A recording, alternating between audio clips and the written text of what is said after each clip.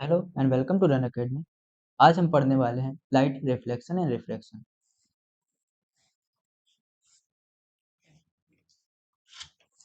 आपने देखा होगा दुनिया में बहुत सारे ऐसे फिनोमेना होते हैं जो लाइट के कारण होते हैं, जैसे इमेज फॉर्मेशन, मिरर के थ्रू, ट्विंकलिंग ऑफ स्टार, तारों का चमकना, और रेनबो का फॉर्मेशन हो जाना बरसात के दौरान। ये सारे फिनोमेना लाइट के कारण होते हैं। एक और चीज़ आपने नोटिस की होगी कि आपको वस्तु या कोई ऑब्जेक्ट क्यों दिखता है। अगर लाइट ना हो या लाइट के रिफ्लेक्शन जैसे फिनोमेना ना हो तो आपको कोई भी वस्तु नहीं दिखेगी, क्योंकि कोई भी ऑब्जेक्ट आपको तभी दिखता है जब उस पर लाइट पड़ती है और वो ऑब्जेक्ट लाइट को रिफ्लेक्ट करके आपकी रेटिना पर इमेज बनाता है।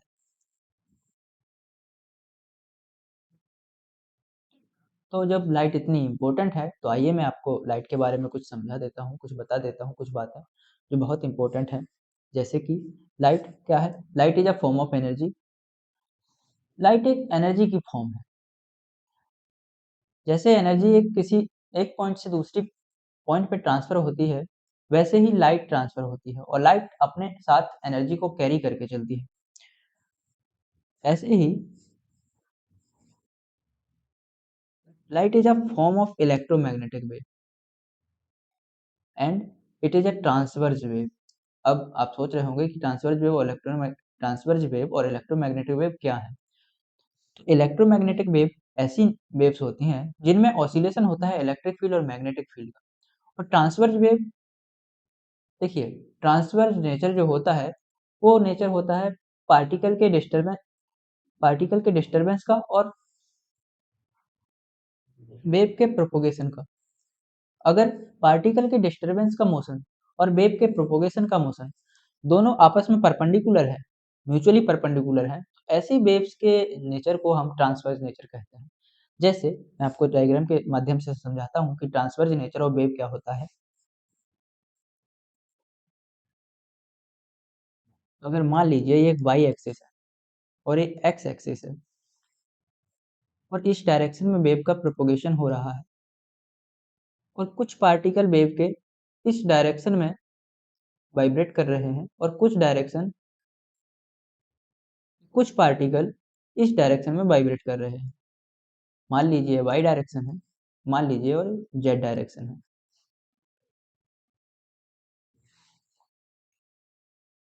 बेसिकली इलेक्ट्रोमैग्नेटिक वेव में वाइब्रेशन जो होता है वो इलेक्ट्रिक फील्ड का होता है और मैग्नेटिक फील्ड का होता है। अब ट्रांसवर्स वेव में इलेक्ट्रिक फील्ड का सॉरी ट्रांसवर्स वेव में इलेक्ट्रिक फील्ड का वाइब्रेशन अगर वाई डायरेक्शन में हो रहा है और मैग्नेटिक फील्ड का वाइब्रेशन अगर जेड डायरेक्शन में हो रहा है, तो वेव का प्रोपोगेशन एक्स डायरेक्शन में होगा। अब आप देख सकते हैं कि ये तीनों चीजें आपस में म्यूचुअली परपेंडिकुलर हैं और इसी नेचर को हम ट्रांसवर्स नेचर कहते हैं वेव का।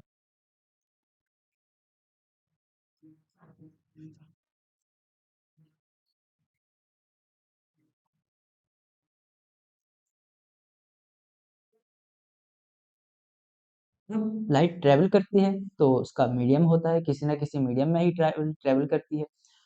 तो वो मीडियम तीन प्रकार का होता है। पहला, ट्रांसपेरेंट मीडियम।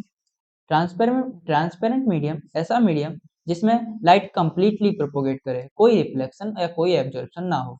जैसे एग्जाम्पल के रूप में आप ले सकते हो एयर। एयर एक ऐसा मीडियम है जो ट्रांसपेरेंट मीडियम होता है जहाँ लाइट का कंप्लीट प्रोपोगेशन होता है। ऐसे ही ट्रांसलूसेंट मीडियम होता है। ट्रांसलूसेंट मीडियम ट्रांसलूसेंट मीडियम ऐसा मीडियम जहाँ लाइट का पार्शियल प्रोपोगेशन होता है। पार्शियल प्रोपोगेशन मीन्स लाइट किसी मीडियम से आई और दूसरे मीडियम में अगर ट्रांसफर हुई तो वहां कुछ लाइट ही दूसरे मीडियम में ट्रेवल कर पाती है, बाकी कुछ लाइट अगर रिफ्लेक्ट हो जाए तो ऐसे मीडियम को हम पार्शियल ट्रांसलूसेंट मीडियम कहते हैं, जहाँ पार्शियल प्रोपोगेशन ऑफ लाइट हो, जहाँ कंप्लीट प्रोपोगेशन ना हो, कुछ लाइट रिफ्लेक्ट या एब्जॉर्ब हो जाए। यहाँ आप एग्जाम्पल ले सकते हैं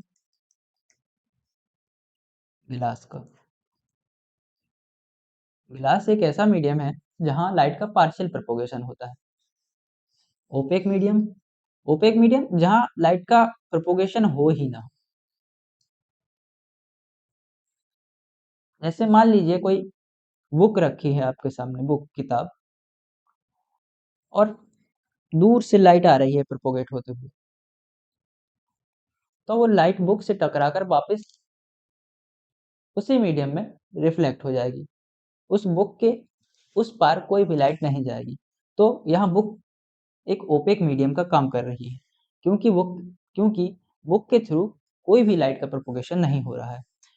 तो ओपेक मीडियम वही मीडियम होता है जहाँ लाइट का कोई प्रोपोगेशन नहीं होता है। एग्जाम्पल के रूप में आप ले सकते हो बुक हुआ, वुड हुआ, एटसेट्रा। ये सारी चीजें जहाँ लाइट का कोई प्रोपोगेशन ना हो। बीम ऑफ लाइट, बीम क्या है? Bunch of rays of light, जहाँ कई सारी लाइट रे इकट्ठी होकर एक डायरेक्शन में प्रोपोगेट करें, उसको बीम कहते हैं। बीम भी तीन प्रकार के होते हैं। Parallel beam of light, parallel beam of light जहां लाइट रेज एक दूसरे के पैरेलली प्रोपोगेट करती हैं। दूसरा कन्वर्जेंट बीम ऑफ लाइट, जहां लाइट रेज दूर से आती हुई दिखाई तो देगी, दूर से आती हुई दिखाई देंगी और एक किसी पर्टिकुलर पॉइंट पर कंसंट्रेट होती हुई नजर आएंगी। ऐसी बीम ऑफ लाइट को कन्वर्जेंट बीम ऑफ लाइट कहते हैं। तीसरा divergent beam of light, divergent beam of light में लाइट रेज आपको किसी एक पॉइंट से निकलती हुई दिखाई देगी और फैलती हुई नजर आएंगी। ऐसी बीम को डाइवर्जेंट बीम ऑफ लाइट कहते हैं। तो हमने लाइट, अच्छा एक सेकंड, एक बात तो मैं आपको और बता दूं, सोर्स ऑफ लाइट।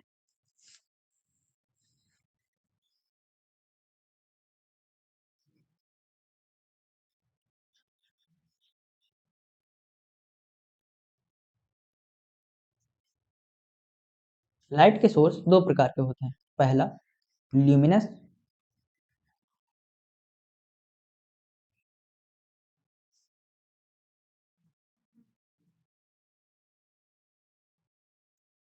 और दूसरा नॉन ल्यूमिनस सोर्स।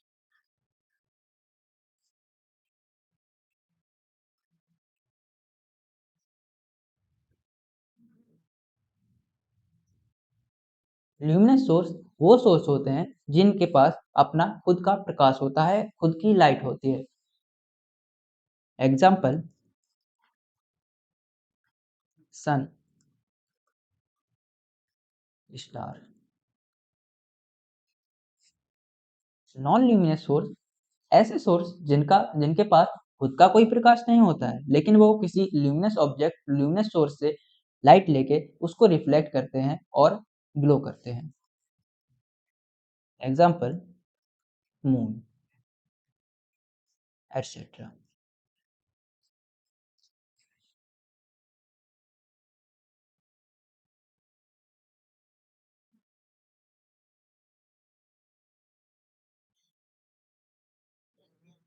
तो हमने अब लाइट के बारे में बहुत कुछ पढ़ लिया है। तो हम लाइट के फिनोमेना को देखते हैं कि लाइट के डिफरेंट डिफरेंट फिनोमेना जैसे रिफ्लेक्शन क्या होता है।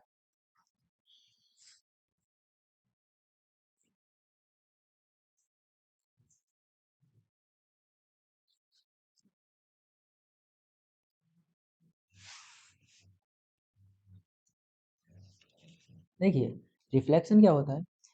लाइट रे का किसी मीडियम से आना और किसी ऑब्जेक्ट से टकरा कर वापस उसी मीडियम में लौट जाना is a reflection of light.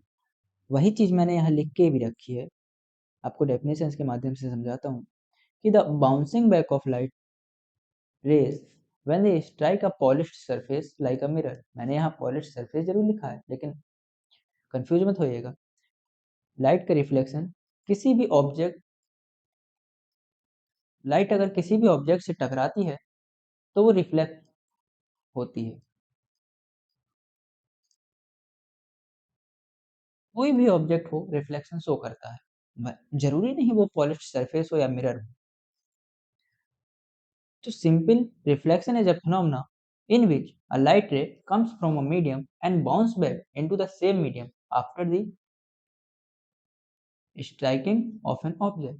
After,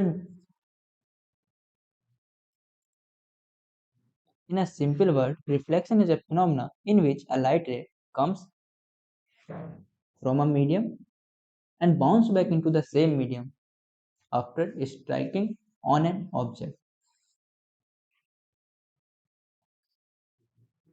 वही चीज मैंने यहाँ लिख के भी रखी है, the bouncing back of light rays when they strike a polished surface like a mirror, this phenomena is called reflection.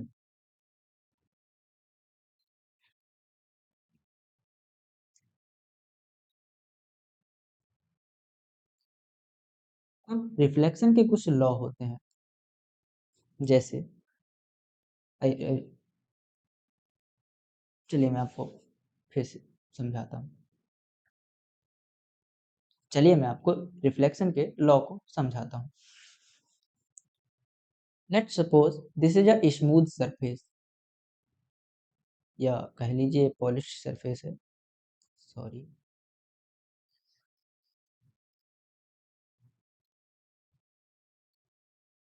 Let's suppose this is smooth surface and this is incident ray and this is reflected ray। अभी ये कोई medium है जिसमें अभी एक medium है जिसमें light propagate कर रही है। ये लाइट रे इस स्मूथ सरफेस से टकराई और वापस उसी मीडियम में लौट गई। इसी फिनोमेना को हम रिफ्लेक्शन कहते हैं। अब जो मैं लॉ ऑफ रिफ्लेक्शन की बात कर रहा था वो मैं आपको बताता हूँ। पहला लॉ कि एंगल ऑफ इंसिडेंस बराबर होता है एंगल ऑफ रिफ्लेक्शन। और हमेशा याद रखना कि एंगल ऑफ इंसिडेंस जो हम मेजर करते हैं वो इस नॉर्मल और इंसिडेंट रे के बीच में मेजर करते हैं। सिमिलरली एंगल ऑफ रिफ्लेक्शन भी नॉर्मल और रिफ्लेक्टेड रे के बीच में मेजर करते हैं। तो यही पहला लॉ है कि एंगल ऑफ इंसिडेंस बराबर होता है एंगल ऑफ रिफ्लेक्शन के। रिफ्लेक्शन का दूसरा लॉ जो होता है वो कहता है कि इंसिडेंस रे है और ये रिफ्लेक्टेड रे है और ये नॉर्मल, ये एक ही प्लेन में लाई करते हैं।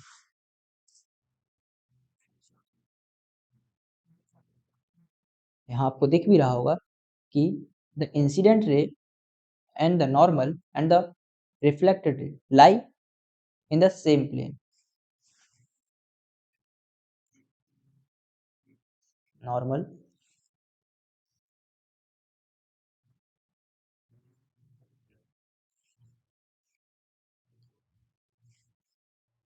law number 2 of reflection is normal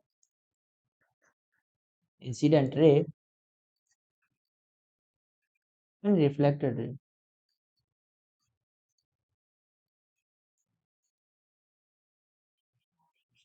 lie on the same plane.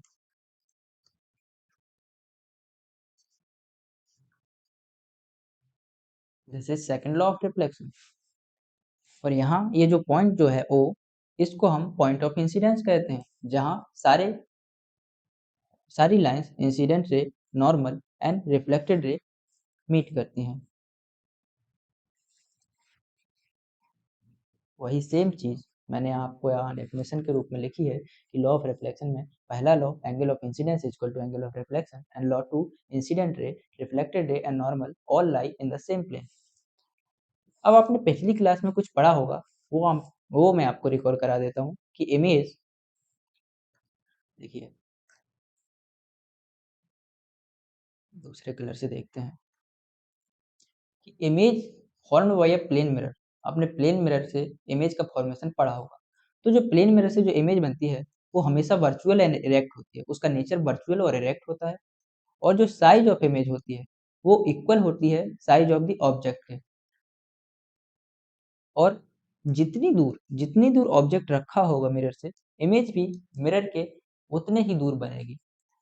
The image form is as far behind the mirror as the object is in front of it. यही चीज मैंने लिख रखी है, आपको मैं नीचे डायग्राम के माध्यम से समझाता हूँ। Suppose it is a plane mirror, this is a plane mirror, and this is a object, and this is image.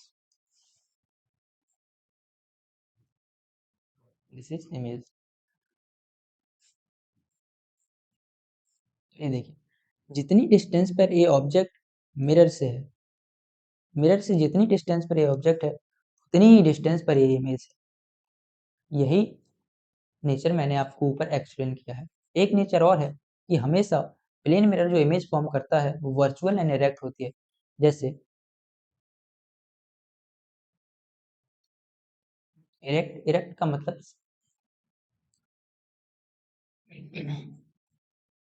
Virtual का मीन्स आभासी। आभासी यानी कि वो इमेज एक्चुअल में है नहीं, बस प्रतीत होती है। और इरेक्ट का मीन्स यानी कि सीधी इमेज।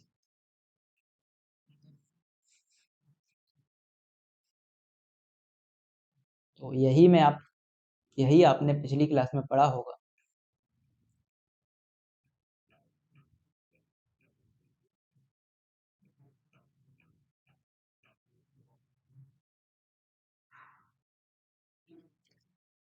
तो आइए अब हम स्फेरिकल मिरर के बारे में जान लेते हैं। स्फेरिकल मिरर्स ऐसे मिरर्स जिनकी जो रिफ्लेक्टिंग सरफेस होती है वो या तो कर्व इनवर्ड होती है या फिर कर्व आउटवर्ड होती है और दूसरी साइड पॉलिश्ड होती है। तो spherical mirror, the reflecting surface of a spherical mirror may be curved inward or outward. A spherical mirror whose reflecting surface is curved inward, that is, faced toward the center of the sphere, is called a concave mirror. A spherical mirror whose reflecting surface is curved outward is called convex mirror. यानी ऐसा mirror जिसकी reflecting surface curve inward हो और centre of the sphere की तरफ हो, ऐसे mirror को हम कॉनकेव मिरर कहते हैं। और ऐसा मिरर जिसकी सरफेस कर्व आउटवर्ड हो, जिसकी रिफ्लेक्टिंग सरफेस कर्व आउटवर्ड हो और दूसरी साइड पॉलिश्ड हो, ऐसे मिरर को हम कॉन्वेक्स मिरर कहते हैं। यहाँ नीचे मैंने डायग्राम भी बनाया है कॉनकेव मिरर और कॉन्वेक्स मिरर का, ये देखिए। दिस इज कॉनकेव मिरर,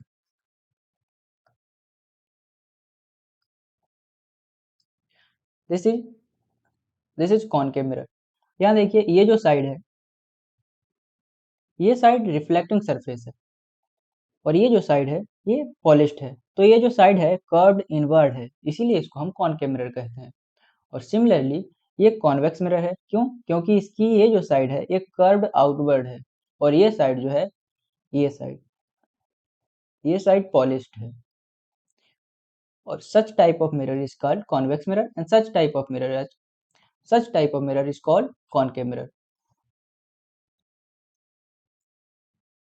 मैंने यहाँ लिख भी रखा है कि reflecting surface is inward is called concave mirror and reflecting surface is outward is called convex mirror। अब spherical mirror के बारे में और जानने से पहले कुछ टर्म्स हैं जो आपको समझ लेनी चाहिए, जो बार बार आपके स्टडी में आप रिपीट होंगी, जो बार बार ये टर्म्स आपको सामने सुनाई देंगी, बार बार ये टर्म्स आपको सुनने को मिलेंगी। जैसे पोल क्या होता है? The centre of the reflecting surface of a spherical mirror is a point called pole. Pole जो होता है वो मिरर की सरफेस पे ही लाई करता है। The pole is usually represented by the letter P। मैं आपको डायग्राम के माध्यम से ही समझाता हूँ, ये देखिए। सपोज करिए कि ये जो सरफेस है, ये स्फेरिकल सरफेस एक स्फेरिकल मिरर है और ये स्फेरिकल सरफेस एक किसी स्फीयर का छोटा सा पार्ट है। देखिए, स्फेरिकल मिरर जो बनते हैं वो किसी स्फेरिकल सरफेस से ही बनते हैं। वो किसी स्फेयर का स्फेरिकल मिरर जो होते हैं वो किसी स्फेयर का पार्ट ही होते हैं। अब इस स्फेरिकल सरफेस को अगर हम ऐसे एक्सटेंड करके एक पूरा सरफेस, पूरा स्फेयर बना दें, और उस स्फेयर का जो सेंटर होगा, उस सेंटर को हम सेंटर ऑफ कर्वेचर कहते हैं। और इस स्फेरिकल सरफेस पर जो भी सेंटर होगा, मिड पॉइंट होगा, उस मिड पॉइंट को पोल कहते हैं। इसको पी से डिनोट करते हैं, और यह पोल जो होता है वो स्फेरिकल सरफेस पर ही लाई करता है, जबकि centre of curvature spherical surface का पार्ट नहीं है। वो स्फेरिकल सरफेस पर लाई नहीं करता है, बल्कि उस स्फेयर का सेंटर होता है, जिस स्फेयर का वो स्फेरिकल मिरर जो होता है वो पार्ट होता है। यहाँ एक पॉइंट और दिख रहा होगा आपको, ये इसको हम फोकस कहते हैं। फोकस क्या होता है, आइए मैं आपको नीचे समझाता हूँ। फोकस ऐसा पॉइंट होता है जहां पर रिफ्लेक्शन के बाद पैरेलल और ये सॉरी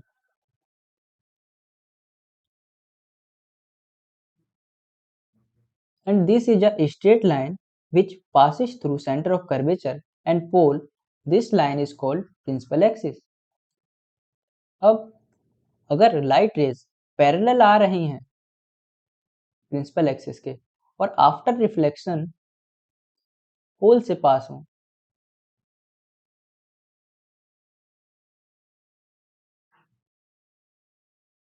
सॉरी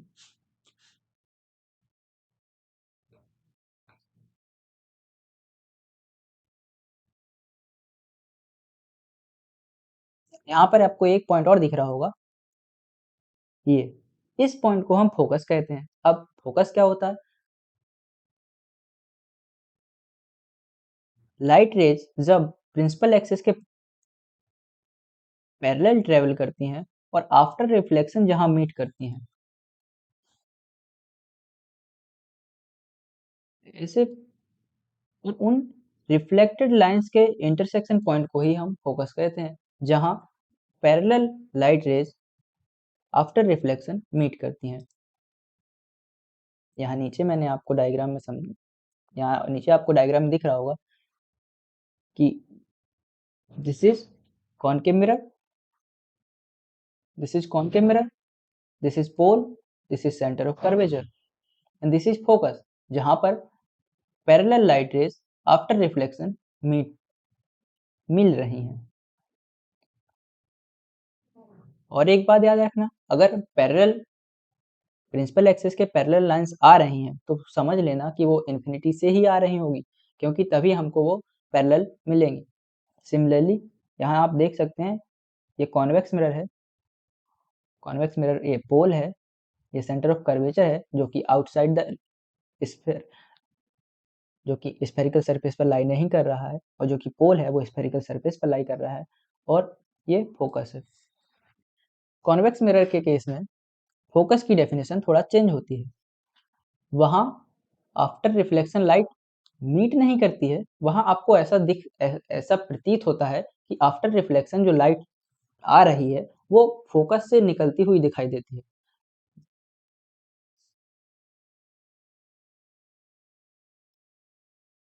ये देखिए, ये पैरेलल लाइंस आ रही हैं और आफ्टर रिफ्लेक्शन इस डायरेक्शन में जा रही हैं। अब इस डायरेक्शन को जब आप बैकवर्ड एक्सटेंड करेंगे, इन रिफ्लेक्टेड लाइंस को जब आप बैकवर्ड एक्सटेंड करेंगे तो एक किसी पॉइंट पर मीट कर रही होंगी। उसी पॉइंट को हम कॉन्वेक्स मिरर के केस में फोकस कहते हैं। इसीलिए आपको जब यहाँ से आप जब इन रेज को देखोगे तो आपको प्रतीत होगा कि ये फोकस से आ रही हैं। एक टर्म और होता है अपर्चर। अपर्चर क्या होता है, ये जो स्फेरिकल मिरर था, जो ये स्फेरिकल मिरर की सरफेस थी, वो मैंने आपको यहाँ हॉरिजेंटली दिखाई है। अब जब आप इस स्फेरिकल सरफेस को ऊपर से देखेंगे तो आपको एक सर्कुलर आउटलाइन दिखाई देगी ऐसी, और उस सर्कुलर आउटलाइन का ही जो डायमीटर होता है उसे हम अपर्चर कहते हैं।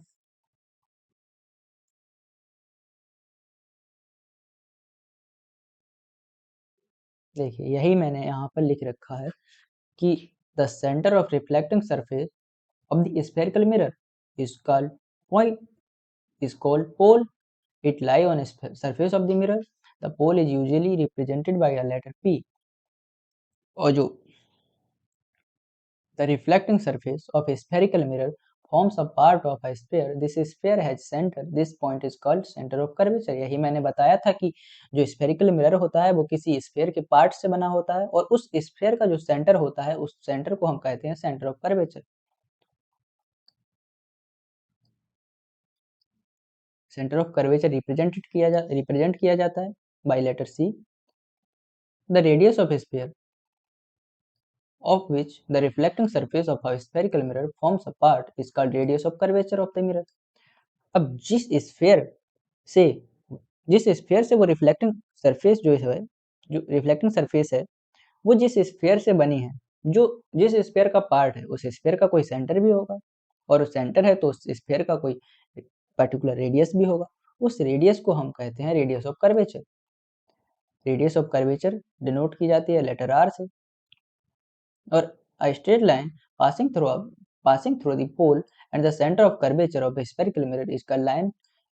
This line is called principal axis. यही मैंने आपको समझाया है कि एक स्ट्रेट लाइन एक ऐसी स्ट्रेट लाइन जो सेंटर ऑफ कर्वेचर से पास होती हुई और पोल से पास हो ऐसी लाइन को हम प्रिंसिपल एक्सिस कहते हैं. और जब भी हम डिस्टेंस मेजर करते हैं अभी आगे आप इमेज फॉर्मेशन में और मेरे फॉर्मूले के क्वेश्चन में डिस्टेंस मेजर करेंगे तो वो इसी प्रिंसिपल एक्सिस के रिस्पेक्ट में करते हैं. तो ये बहुत इंपॉर्टेंट है कि प्रिंसिपल एक्सिस क्या होती है. प्रिंसिपल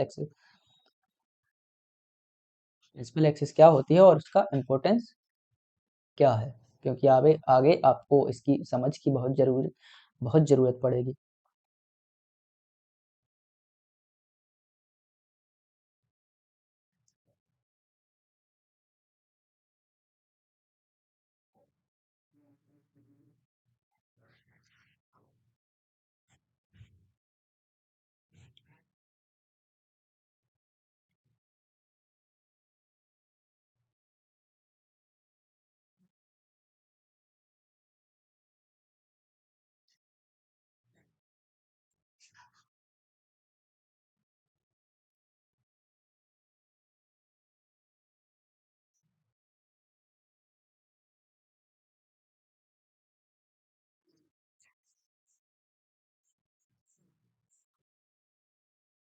एक चीज़ और है focal length.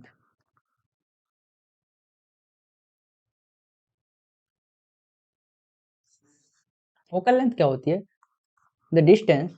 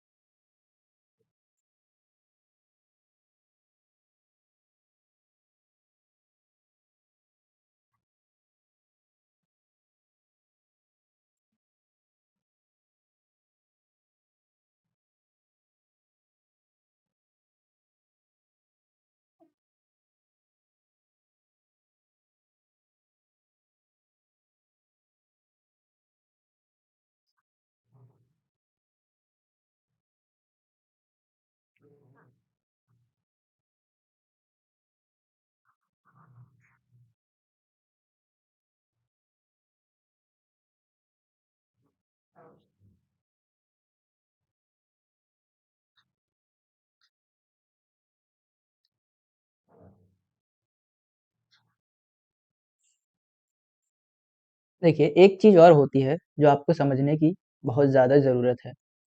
Focal length. Focal length क्या होती है. जब the distance between pole and focus. ये जो पोल है और एक फोकस है इसके बीच की जो ये डिस्टेंस होती है इस डिस्टेंस को हम फोकल लेंथ कहते हैं जो कि डिनोट की जाती है स्मॉल लेटर एफ से. और एक रेडियस ऑफ कर्वेचर और फोकल लेंथ में एक रिलेशन होता है r इक्वल टू 2f जो कि आप डायरेक्टली यहाँ पर देख सकते हैं कि ये रेडियस ऑफ कर्वेचर है और ये सेंटर ऑफ ये रेडियस ऑफ मिरर है. ये सेंटर ऑफ कर्वेचर है और ये पोल है और फोकस जो होता है वो इसके मिड में लाई कर रहा है, इसीलिए R इक्वल टू 2F ये रिलेशन जनरेट हो जाता है। तो जैसा कि हमने अभी डिस्कस किया कि कॉनकेव मिरर क्या होता है, जिसकी रिफ्लेक्टिंग सरफेस कर्व इनवर्ड होती है और face toward the centre of the जिसकी रिफ्लेक्टिंग सरफेस कर्व इनवर्ड होती है और face toward the centre of sphere होता है, ठीक है। और हमने यहाँ पे कुछ और भी पॉइंट डिस्कस किए कि जैसे प्रिंसिपल फोकस क्या होता है, उसको F से रिप्रेजेंट किया जाता है। The distance between the pole and principal focus of the spherical mirror is called focal length, जिसको F से रिप्रेजेंट किया जाता है। और एक रिलेशन भी हमने पढ़ा कि R इक्वल टू 2F, जहाँ R is radius of curvature and F is a focal length and the diameter of the reflecting surface of spherical mirror is called aperture. ये भी मैंने आपको ऊपर बताया है।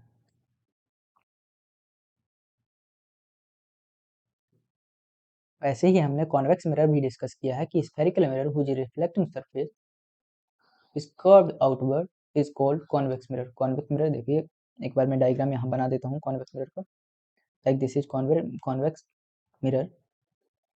ये अंदर की जो साइड है इसकी पॉलिश्ड रहती है और ये जो बाहर की रिफ्लेक्टिंग सरफेस और ये जो साइड है ये रिफ्लेक्टिंग सरफेस होती है, जबकि ये पॉलिश्ड सरफेस होती है।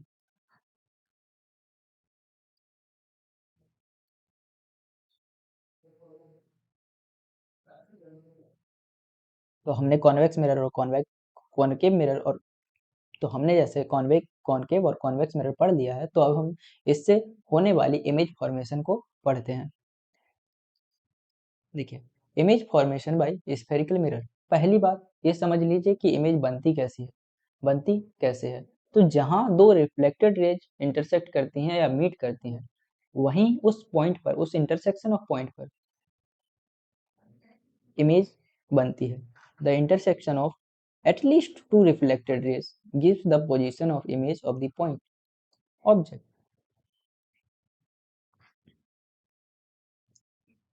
but image formation by spherical mirror पढ़ने से पहले कुछ रूल्स हैं, कुछ नियम हैं जो लाइट रे फॉलो करती है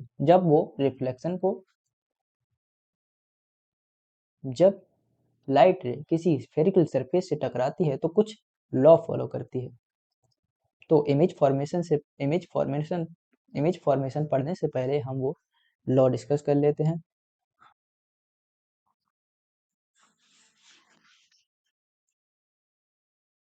तो देखिए, पहला नियम कहता है a ray parallel to the principal axis after reflection will pass through the principal focus in case of concave mirror or appear to diverge from the principal focus।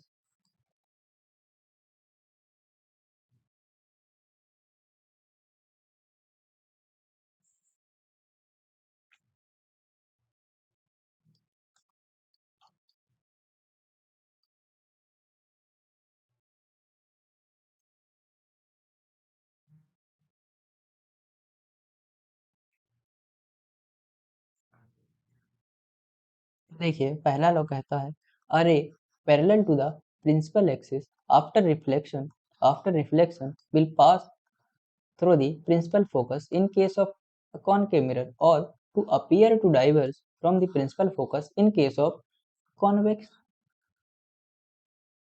mirror।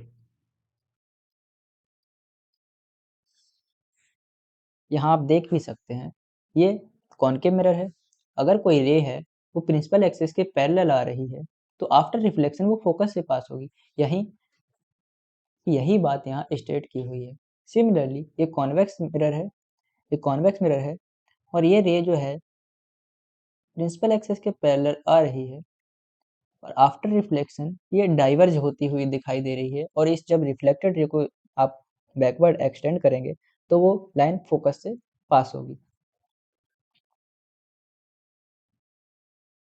Second law क्या कहता है, the ray passing through the principal focus of a concave mirror और a ray which is directed towards the principal focus of a convex mirror after reflection. Second law क्या कहता है, a ray passing through the principal focus of a concave mirror or a ray which is directed towards the principal focus of a convex mirror after reflection will emerge parallel to the principal axis. Just जो आपने ऊपर पढ़ा उसी का उल्टा है। कहता है ये कॉनकेव मिरर है, ये कॉन्वेक्स मिरर है। कहता है अगर कोई रे जो है, अगर इंसिडेंट रे फोकस से पास होती है तो वो रिफ्लेक्शन के बाद, अगर इंसिडेंट रे फोकस से पास होती है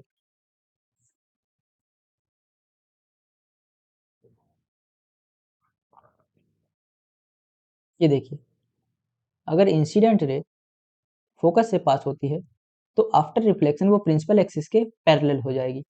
सिमिलरली कॉन्वेक्स मिरर में देखिए, अगर कोई इंसिडेंट रे फोकस की तरफ आती हुई दिखाई दे रही है तो आफ्टर रिफ्लेक्शन वो पैरेलल हो जाएगी। यही बात यहाँ पर स्टेट की हुई है। को मैं डायग्राम से समझाता हूँ कि जैसे कॉन्वेक्स मिरर है, सॉरी ये कॉनकेव मिरर है और ये कॉन्वेक्स मिरर है।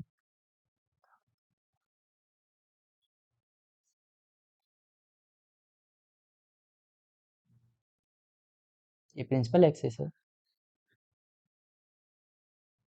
और ये पोल है, ये फोकस है, ये सेंटर ऑफ कर्वेचर है।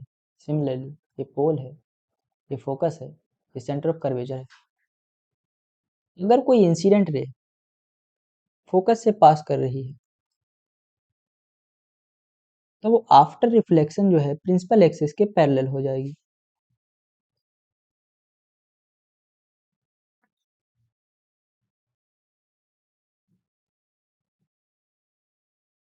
कॉन्वेक्स मिरर के केस में अगर कोई इंसिडेंट रे फोकस की तरफ आती हुई दिखाई दे रही है तो आफ्टर रिफ्लेक्शन वो भी प्रिंसिपल एक्सिस के पैरेलल हो जाएगी।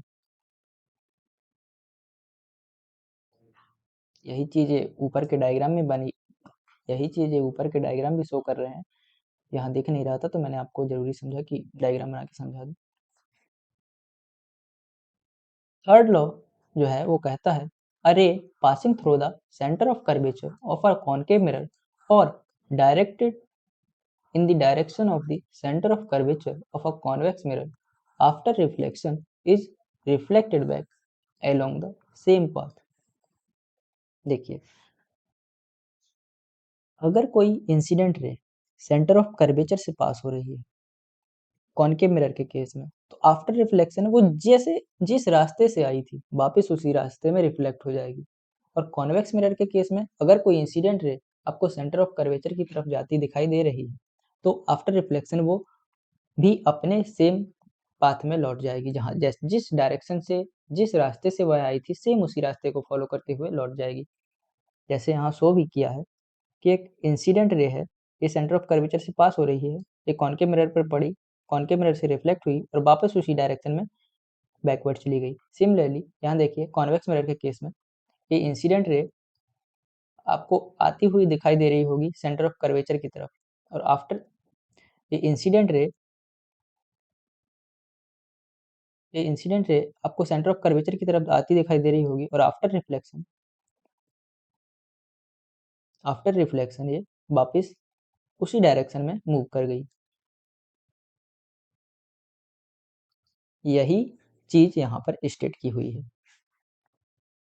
अब लास्ट और चौथा law, last and fourth law कहता है अरे अरे incident ओब्ली array incident obliquely to the principal axis towards a point P pole of the mirror on the concave mirror or a convex mirror is reflected obliquely.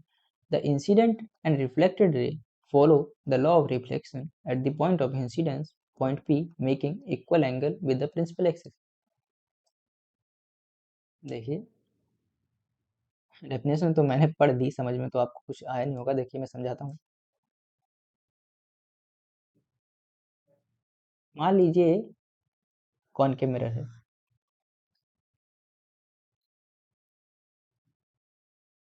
और ये पोल है, तो ये law कहता है अगर कोई इंसिडेंट रे डायरेक्टली पोल पर पड़ रही हो, अगर कोई इंसिडेंट रे डायरेक्टली पोल पर पड़ रही हो ऐसी incident ray law of reflection को फॉलो करती हैं जिसमें एंगल ऑफ इंसिडेंस बराबर होता है एंगल ऑफ रिफ्लेक्शन का, और नॉर्मल और इंसिडेंट रे और रिफ्लेक्टेड रे एक ही पॉइंट पर मीट करती हैं, तो ये इस डायरेक्शन में रिफ्लेक्ट हो जाएगी, और यहाँ जो नॉर्मल का काम करेगी वो प्रिंसिपल एक्सिस करेगी। ये जो है एंगल ऑफ इंसिडेंस एंड ये जो है एंगल ऑफ रिफ्लेक्शन, ये दोनों बराबर होंगे। क्यों? क्योंकि यही ये लॉ स्टेट करता है कि एक इंसिडेंट रे अगर पोल पर फॉल कर रही है तो वो लॉ ऑफ रिफ्लेक्शन को फॉलो करेगी। और यही चीज़ इस स्टेटमेंट में लिखी है कि are a incident obliquely to the principal axis toward the pole on the concave mirror or a convex mirror, it reflected obliquely. The incident and reflected rays follow the law of reflection at the point of incidence, making equal angle. यहाँ देखिए, यहाँ लिखा भी है making equal angle with the principal axis. तो ये चार law आपके बहुत काम आएंगे इमेज फॉर्मेशन में। अब आप image formation by concave mirror and convex mirror पढ़ने के लिए तैयार हैं।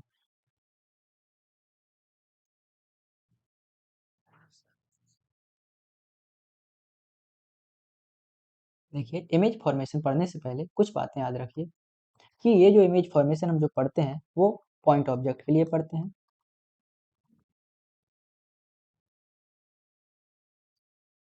और एक बात, जो ये साइज होता है मिरर का साइज बहुत स्मॉल होता है। Mirror size is very small.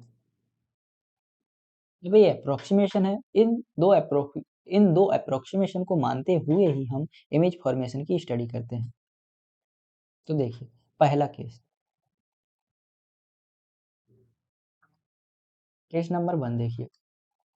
Case number 1 में कह केस नंबर 1 में कहता केस नंबर 1 कहता है, अगर कोई ऑब्जेक्ट इन्फिनाइट पे रखा हुआ है, ये देखिए, ये कोई ऑब्जेक्ट है, ये इन्फिनाइट पे है। तो मैंने आपको बताया कि इनफाइनाइट पे अगर कोई ऑब्जेक्ट रखा है या कोई सोर्स रखा है जो लाइट प्रोड्यूस कर रहा है, या कोई ऑब्जेक्ट जो लाइट रे रिफ्लेक्ट कर रहा है, वो लाइट रेज पैरेलली आएंगी प्रिंसिपल एक्सिस के और स्फेरिकल मिरर पे फॉल करेंगी। अब वापस से मैं आपको लॉ याद दिलाता हूँ कि अगर पैरेलल रेज आ रही हैं और वो अगर पैरेलल रेज आ रही हैं और वो स्फेरिकल मिरर पर फॉल कर रही हैं, तो आफ्टर रिफ्लेक्शन वो फोकस से होकर जाएंगी, और जहां दो लाइन इंटरसेक्ट की वहीं इमेज का फॉर्मेशन होता है। ये बात मैंने आपको पहले बताई हुई है। तो अब जैसे कि ये दो लाइन पैरेलल आ रही हैं प्रिंसिपल एक्सिस के, और आफ्टर रिफ्लेक्शन फोकस से पास हो रही हैं, अब ये फोकस पे इंटरसेक्ट कर रही हैं, और मैंने आपको बताया कि जहाँ दो रिफ्लेक्टेड रे इंटरसेक्ट करती हैं वहाँ इमेज का फॉर्मेशन हो जाता है। इसीलिए जब भी ऑब्जेक्ट इन्फिनाइट पे प्लेस्ड होगा तो उसकी इमेज जो है फोकस पे बनती है। अब इस इमेज के कुछ नेचर भी होते हैं, तो वो मैं आपको यहाँ डिस्कस करके बता देता हूँ कि ऑब्जेक्ट जब इन्फिनाइट पे हो तो इमेज के नेचर क्या क्या होते हैं। पहली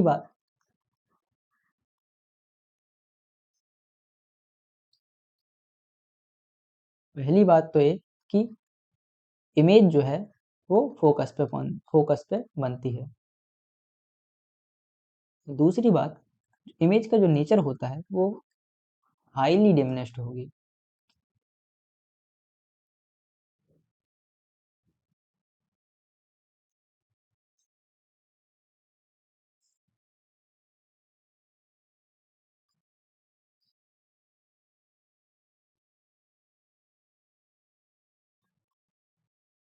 इमेज जो है वो हाईली डिमिनिश्ड होगी। डिमिनिश्ड यानी कि बहुत छोटी बनेगी।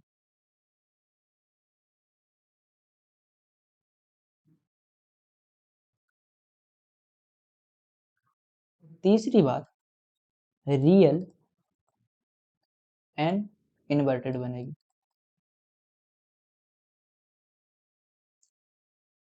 अब आप सोच रहे हैं कि रियल एंड इन्वर्टेड का क्या मतलब है। तो देखिए, मैं आपको बताता हूँ। रियल का मतलब जब रियल का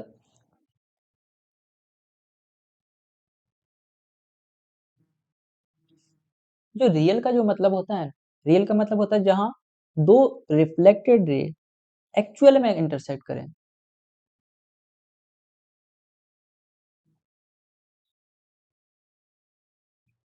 देखिए केस 1 में जो है, ये जो रिफ्लेक्टेड रे हैं, ये जो रिफ्लेक्टेड रे हैं, ये वाकई में इंटरसेक्ट कर रही हैं, इसीलिए इसको रियल केस कहा जाता है। और ये ऑब्जेक्ट जो है,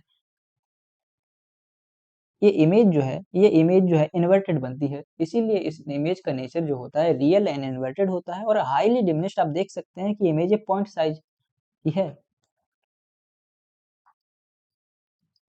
केस 1 इतना ही कहता है। अब देखिए केस 2। केस 2 में क्या है, अगर कोई ऑब्जेक्ट सेंटर ऑफ कर्वेचर के पीछे प्लेस्ड है, ये ऑब्जेक्ट है, ये सेंटर ऑफ कर्वेचर के पीछे है। अब हम दो लाइट रे एज्यूम करते हैं कि एक लाइट रे प्रिंसिपल एक्सिस के पैरेलल आ रही है और एक लाइट रे सेंटर ऑफ कर्वेचर से होकर जा रही है। अब लॉ के हिसाब से पैरेलल पैरेलल लाइट रे जो होगी वो आफ्टर रिफ्लेक्शन कहाँ से, फोकस से पास करेगी, और जो सेंटर ऑफ कर्वेचर से जा रही होगी वो आफ्टर रिफ्लेक्शन वापस उसी डायरेक्शन में उसी पाथ से लौट जाएगी। और ये दोनों रे आफ्टर रिफ्लेक्शन कहीं यहाँ सेंटर ऑफ कर्वेचर और फोकस के बीच में इंटरसेक्ट करती हैं और इमेज यहाँ फॉर्म होती है। अब आप देख रहे होंगे कि इमेज इन्वर्टेड यानी ऑब्जेक्ट की रेस्पेक्ट में बहुत छोटी और इन्वर्टेड है। इसीलिए इस केस में जो आपको याद रखना है वो मैं आपको यहाँ बताता हूँ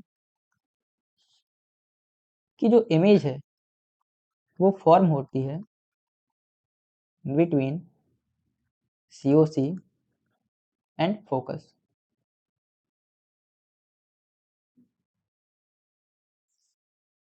दूसरी बात आपको क्या रखना है, दूसरी बात जो आपको याद रखनी है वो डिमिनिश्ड यानी कि ऑब्जेक्ट के रिस्पेक्ट में छोटी मिलती है इमेज। और तीसरी बात जो आपको याद रखनी है वो रियल एंड इन्वर्टेड। इन्वर्टेड का मतलब उल्टा और रियल का मतलब जैसा कि मैंने आपको बताया पहले कि इन्वर्टेड का मतलब जहाँ रिफ्लेक्टेड रे एक्चुअली इंटरसेक्ट करें, ऐसा हमको लगे ना कि वो इंटरसेक्ट होती हुई दिखाई दे रही हैं, बल्कि वो एक्चुअली में वहाँ इंटरसेक्ट कर रही हैं। ये case number 2 and this is case number 3। Case number 3 जो कहता है अगर कोई ऑब्जेक्ट सेंटर ऑफ कर्वेचर पर प्लेस्ड है तो उसकी इमेज रियल एंड इन्वर्टेड और सेम साइज की सेंटर ऑफ कर्वेचर पर ही बनेगी। अब आपको डायग्राम के माध्यम से मैं आपको समझाता हूँ। Let suppose this is object. इस ऑब्जेक्ट से आप दो लाइट रेज निकाल रहे हैं। पहली light rays parallel to the principal axis और दूसरी लाइट रे फोकस से होकर। अब लॉ क्या कहता है, अगर कोई light ray parallel to the principal axis है तो वो आफ्टर रिफ्लेक्शन फोकस से पास होगी, और अगर कोई लाइट रे फोकस से पास होती है तो आफ्टर रिफ्लेक्शन वो प्रिंसिपल एक्सिस के पैरेलल हो जाएगी और ये दोनों लाइट रेज यहाँ कहीं इंटरसेक्ट करेंगी। तो जब आप इस इंटरसेक्शन पॉइंट को सेंटर ऑफ कर्वेचर से मिलाएंगे तो आपको इमेज मिल जाएगी। तो आप देख सकते हैं कि यहाँ आपको जो इमेज है वो सेंटर ऑफ कर्वेचर पर ही मिलती है और सेम साइज की मिलती है और रियल एंड इन्वर्टेड मिलती है। तो केस 3 में जो आपको याद रखना है वो मैं आपको यहाँ लिख देता हूँ कि इमेज जो फॉर्म होगी वो at the centre of curvature पर होगी, इक्वल साइज की होगी एंड रियल एंड इन्वर्टेड होगी।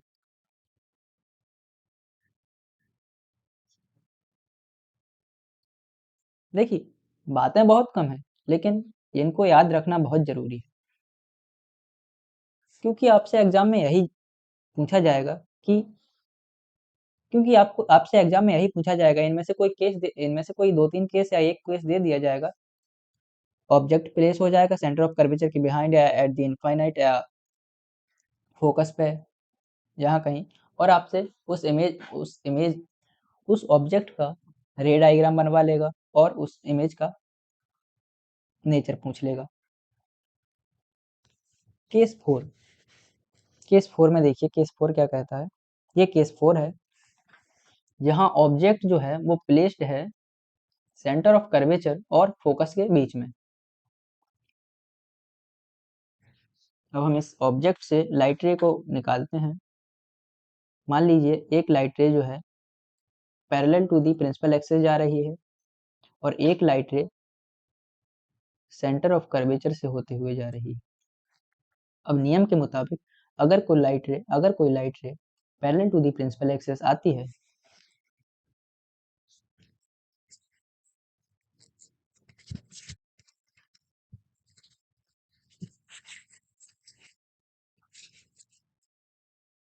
After reflection parallel to the principal axis आती है, तो आफ्टर रिफ्लेक्शन वो फोकस से पास करती है। और दूसरा नियम, अगर कोई लाइट रे सेंटर ऑफ कर्वेचर से पास होती है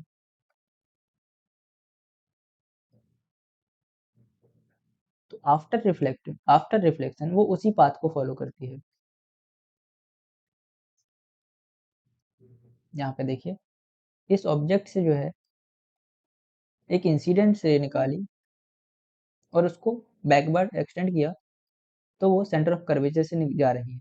और आफ्टर रिफ्लेक्शन वही रिफ्लेक्टेड रे भी सेंटर ऑफ कर्वेचर से जाएगी। यही तो ये लॉ कहता है कि अगर कोई incident ray centre of curvature से जा रही है या सेंटर ऑफ कर्वेचर से आती हुई प्रतीत हो रही है, तो आफ्टर रिफ्लेक्शन वो उसी पाथ को फॉलो करेगी जिस पाथ से वो आई थी। और अब ये दोनों रिफ्लेक्टेड रे कहीं यहाँ पर मिलेंगी जो behind the centre of curvature है, जो point behind the centre of curvature है। और जब इस पॉइंट को आप प्रिंसिपल एक्सिस से मिला देंगे तो आपको इमेज मिल जाएगी। अब इस इमेज के नेचर क्या है, ये मैं आपको नीचे एक्सप्लेन किए दे रहा हूँ। पहली बात, जो इमेज मिलती है वो बिहाइंड दी सीओसी मिलती है, behind the centre of curvature मिलती है। दूसरी इन लार्ज मिलती है। इन लार्ज का मतलब ऑब्जेक्ट के रिस्पेक्ट में इमेज बड़ी होती है। आप देख भी सकते हैं कि ऑब्जेक्ट यहाँ पर स्मॉल साइज का है और जो इमेज उसकी फॉर्म हो रही है वो ऑब्जेक्ट के रिस्पेक्ट में जिसका उसका साइज जो है वो बड़ा है। इसीलिए यहाँ जो इमेज फॉर्म होती है उसको हम इनलार्ज कहते हैं। और तीसरा नेचर रियल एंड और तीसरा पॉइंट कि इमेज का जो नेचर होता है वो रियल एंड इन्वर्टेड होता है। और ये आप ऊपर डायग्राम में देख भी रहे हो।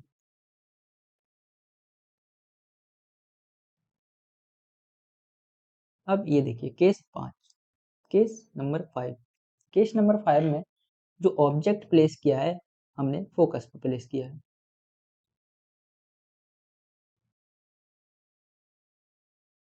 फोकस पे हमने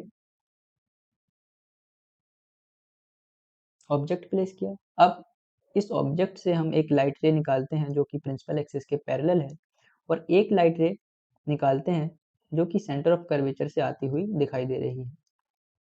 अब जब ये पैरेलल रे रिफ्लेक्ट होगी तो ये फोकस से पास करेगी और सेंटर ऑफ कर्वेचर से आती हुई लाइट रे जब रिफ्लेक्ट होगी तो वो सेंटर ऑफ कर्वेचर से पास करेगी। अब आप देख सकते हैं कि ये दोनों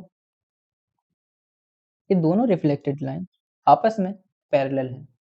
तो आपको पता होगा कि कोई भी दो पैरेलल लाइंस आपस में कभी भी कट नहीं करते हैं। इनफाइनाइट तक वो अनंत दूरी तक वो लाइन दोनों ऐसे ही पैरेलल चलती चली जाएंगी लेकिन कभी कट नहीं करेंगी। अब जब रिफ्लेक्टेड लाइन कट ही नहीं कर रही है तो इमेज का फॉर्मेशन होगा ही नहीं। यही एक केस है जहां इमेज का कोई फॉर्मेशन होता ही नहीं है। तो मैं आपको लिख दूं, जब ऑब्जेक्ट फोकस पर जब ऑब्जेक्ट फोकस पर प्लेस हो तो इमेज की जो पोजीशन होती है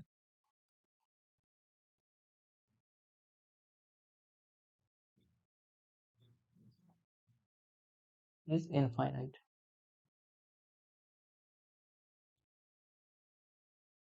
देखिए ये बात तो हमको पता है कि पैरेलल लाइंस जो है वो कभी इंटरसेक्ट नहीं करती हैं, तो हम इसको एज्यूम कर लेते हैं कि वो इनफाइनाइट पे कहीं कहीं बहुत दूर जाकर इंटरसेक्ट करेंगी और वहाँ हमको इमेज मिलेगी। हालांकि ये एजम्पशन है, वाकई में इमेज का कोई फॉर्मेशन होता नहीं है, तो हम मान लेते हैं कि कहीं इनफाइनाइट इनफाइनाइट पर वो पैरेलल रेज कट करेंगे और वहाँ इमेज का फॉर्मेशन होगा।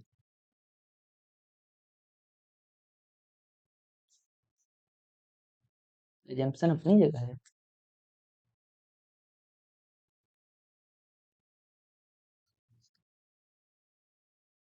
Image would not be formed।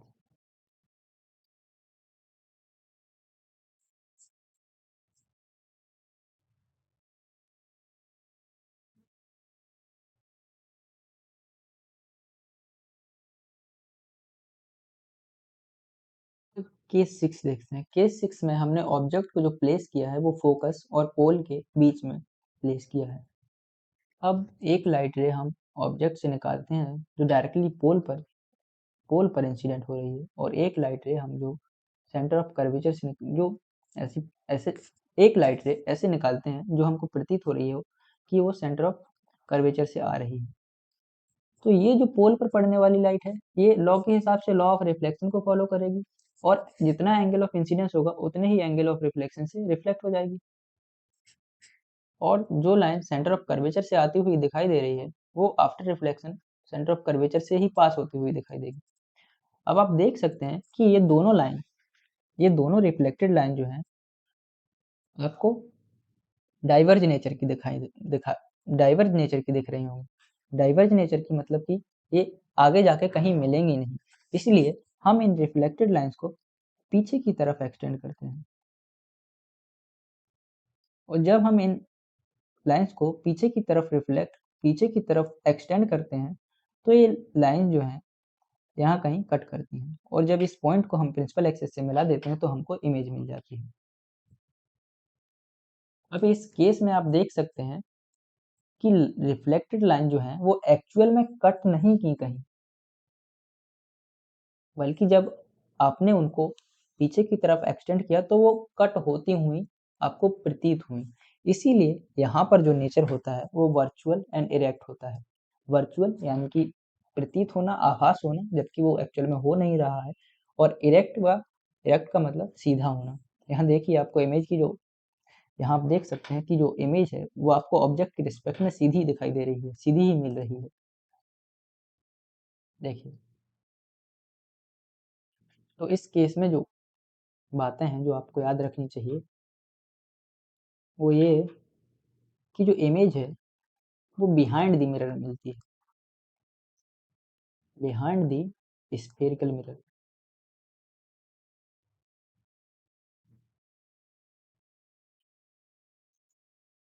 और दूसरी बात, जो इमेज है वो इनलार्ज मिलती है।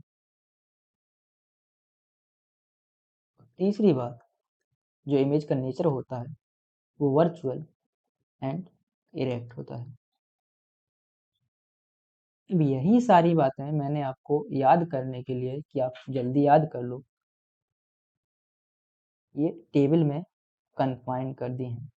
ये टेबल में आपको जो मैंने बताया कि अगर ऑब्जेक्ट इनफाइनाइट पे रखा है तो उसकी इमेज फोकस पे बनेगी, हाईली डिमिनिश्ड होगी, पॉइंट साइज होगी और रियल एंड इन्वर्टेड होगी। See beyond centre of curvature, अगर सेंटर ऑफ कर्वेचर के बियॉन्ड ऑब्जेक्ट है तो उसकी इमेज फोकस और सेंटर ऑफ कर्वेचर के बीच में बनेगी, डिमिनिश्ड बनेगी और रियल एंड इन्वर्टेड बनेगी। एट सेंटर ऑफ कर्वेचर है तो उसकी image at centre of curvature पर ही बनेगी, सेम साइज की बनेगी, रियल एंड इन्वर्टेड बनेगी। Between centre of curvature and focus है तो बियॉन्ड सेंटर ऑफ कर्वेचर बनेगी, इनलार्ज बनेगी, रियल एंड इन्वर्टेड बनेगी। एट फोकस है तो पोजीशन क्या होगी इमेज की, एट इनफाइनाइट होगी। एक्चुअल में इमेज कोई बनेगी नहीं, ऐसा हम एज्यूम करते हैं कि वो इमेज हमको इनफाइनाइट पे दिखाई देगी, और वहीं image would not be formed.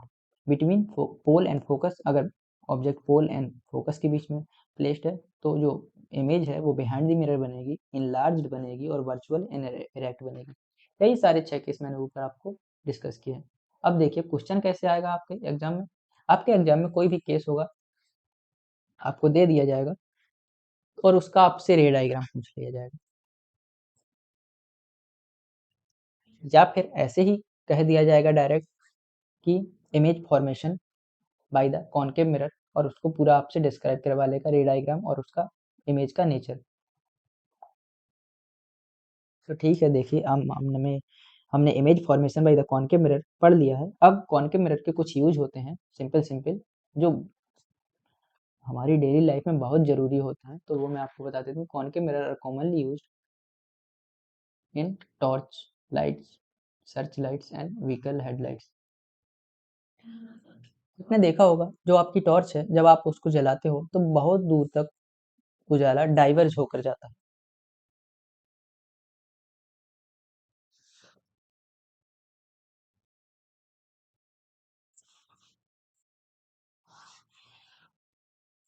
देखिए, कॉनकेव मिरर का नेचर क्या है? कन्वर्जेंट नेचर का होता है। कन्वर्जेंट नेचर यानी कि आफ्टर रिफ्लेक्शन जो लाइट रे हैं उनको एक जगह कंसंट्रेट कर देता है।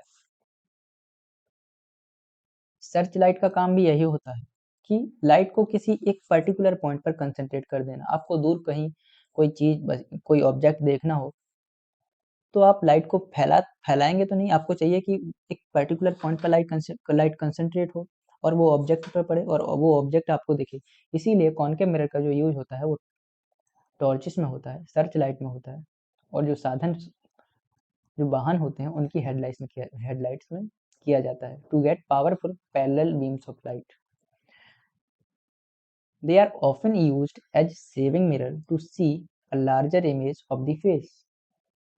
यहाँ जो ये लिख रखा है कि लार्जर इमेज ऑफ फेस, यहाँ बेसिकली केस 6 अप्लाई होता है, जहाँ ऑब्जेक्ट जो होता है वो फोकस और पोल के बीच में प्लेस्ड होता है और आपको जो इमेज है वो लार्ज मिलती है और बिहाइंड द मिरर मिलती है।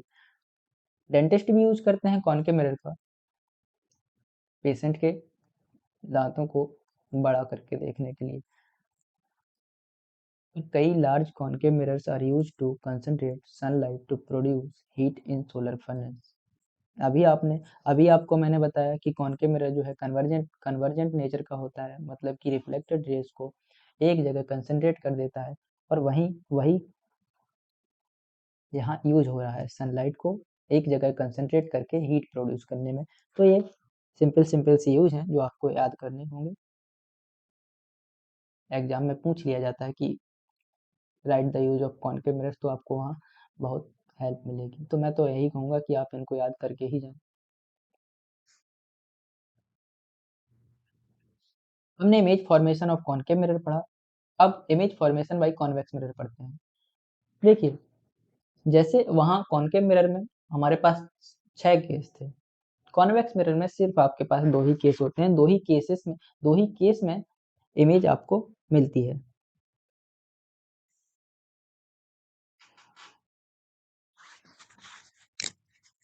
तो अब हम image formation by convex mirror पढ़ते हैं।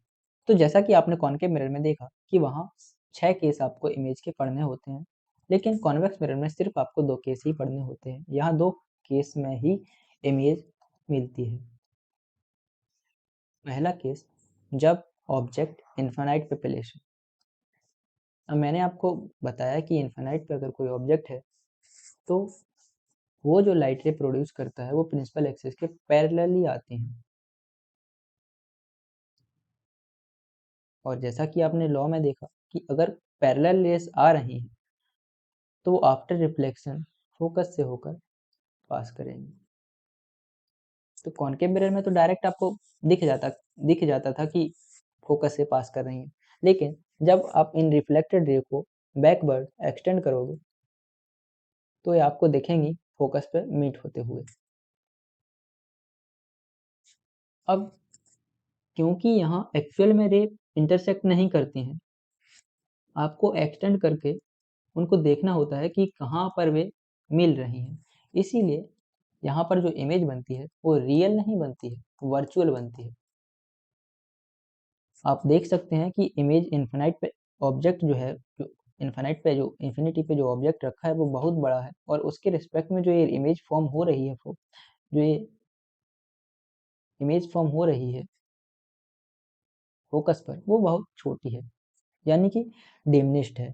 तो इसका nature highly diminished, point size और वर्चुअल एंड इरेक्ट। वर्चुअल क्यों? क्योंकि एक्चुअली में रिफ्लेक्टेड इंटरसेक्ट नहीं कर रही हैं।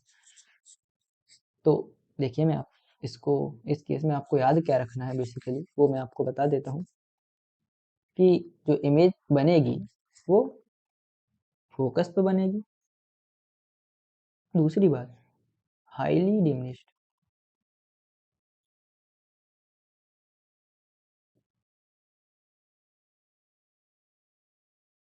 और पॉइंट साइज।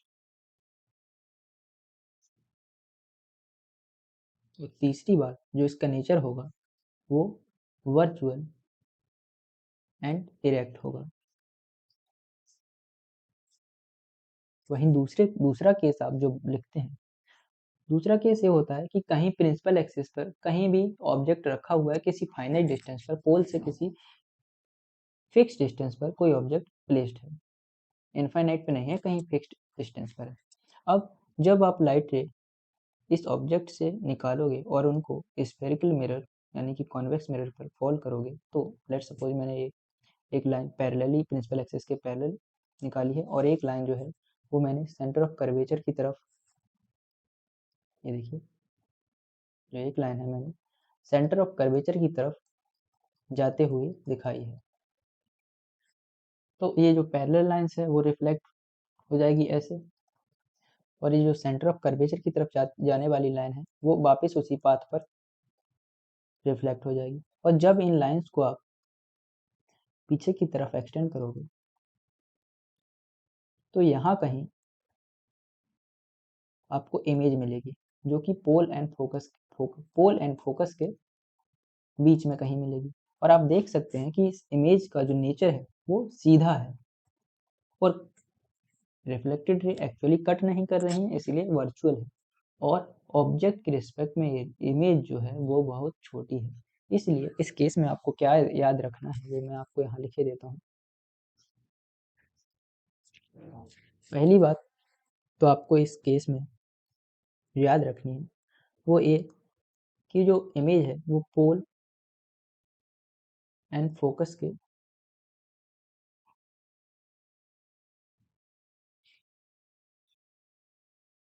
इमेज है वो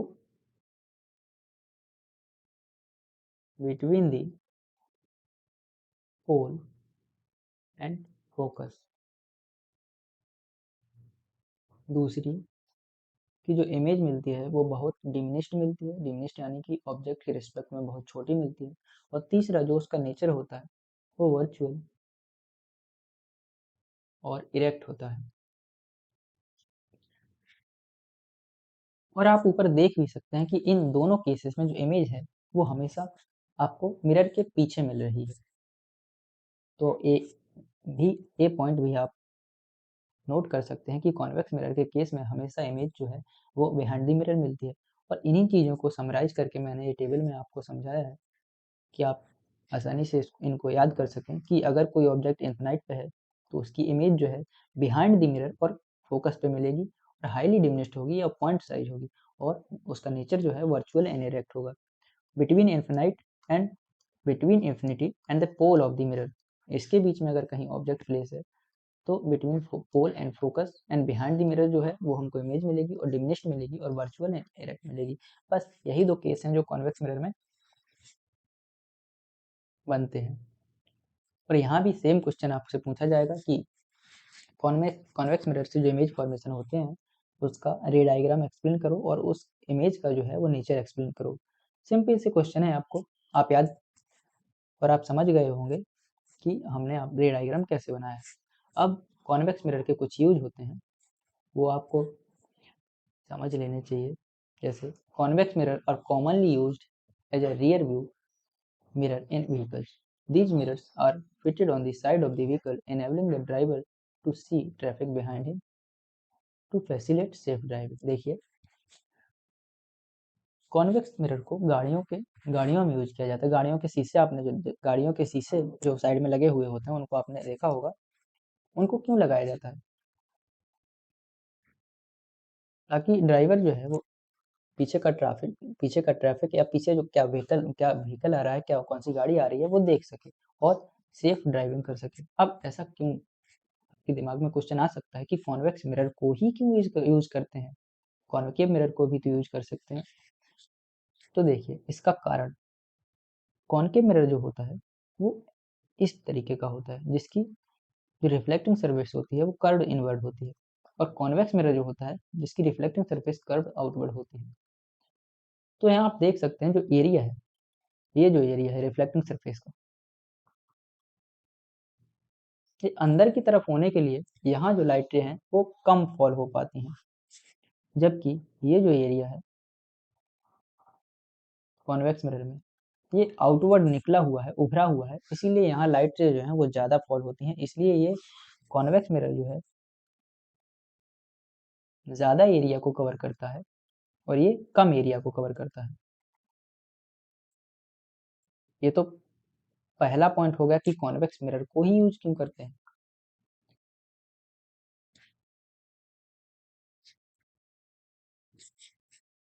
वहीं दूसरा पॉइंट अगर आप देखेंगे तो कॉन्वेक्स मिरर को क्यों यूज करते हैं वो मैं आपको बता देता हूँ।